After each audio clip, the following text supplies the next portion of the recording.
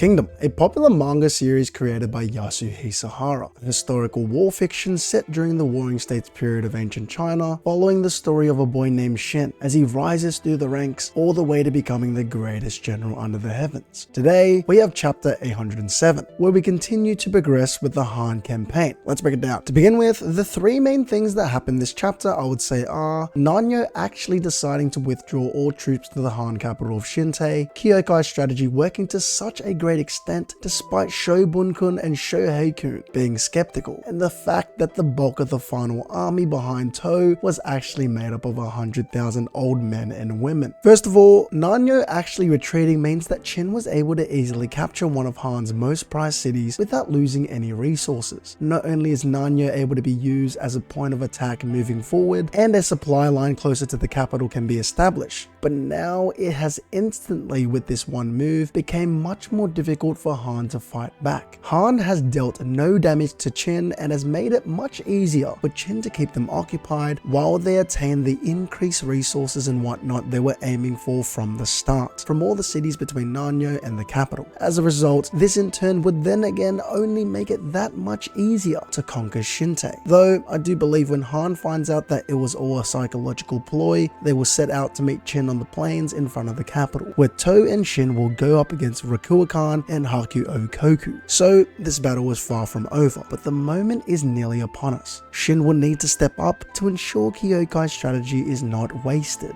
Next, let's talk about TOU's conversation with Shohei-kun and Shobun-kun. Both of them were surprised when TOU suggested a plan that involved using psychological warfare to take a castle with zero bloodshed, because to them, such a possibility was not even considered. After TOU explained the plan of using old men and women instead of actual soldiers to pose as a real army, Shohei-kun saw the genius in the plan and proceeded with it. Therefore, Shohei-kun here really is recognizing the abilities of Kyokai, since she was the one to come up with such a flawless strategy. Some might say she is already showing glimpses of being worthy to join the 6 great generals of Qin. Anyway, I didn't expect it, but having the 100,000 soldiers be old men and women, besides being hilarious, also sheds light on how important of a role the newly formed registry has already played. Thus, this gives reason to perhaps search more thoroughly for further uses to use the registry to benefit future battles or grand strategies. Now, moving on, I would say the 3 standout characters for this chapter are Kyokai, TOU, and the Nanyo Lord Ryuan. I'll start with Kyokai, because I don't need to say much, but she might be too good. The way she executed her strategy and is sitting there like it ain't nothing special, just simply built like that. So anyway, we'll move on to Great General TOU. Finally, we are given more than off-screen feats or glimpses into TOU's greatness, and get to see him talking with Shohei-kun and Shobun-kun about how exactly to execute his and Kyokai's strategy. Let's assume for now Kyokai came up with the grand strategy of using a third mass of soldiers to take Nanyo through psychological tactics, but TOU was the one able to overcome the issue brought up by the 2 chancellors, this being that Qin could not afford to raise another army of 100,000 soldiers, but TOU being TOU, and also known as Qin's most balanced general, meaning proficient in all aspects, was able to of course adjust very well, as we would expect from General Oki, and come up with the genius plan of using elderly instead. Speaking of expected, how unexpected that we would meet such a graceful lord like Nanyo's Ryuan. He called for everyone to leave if they desired and to take their families. He even sent all the food from Nanyo to Shinte,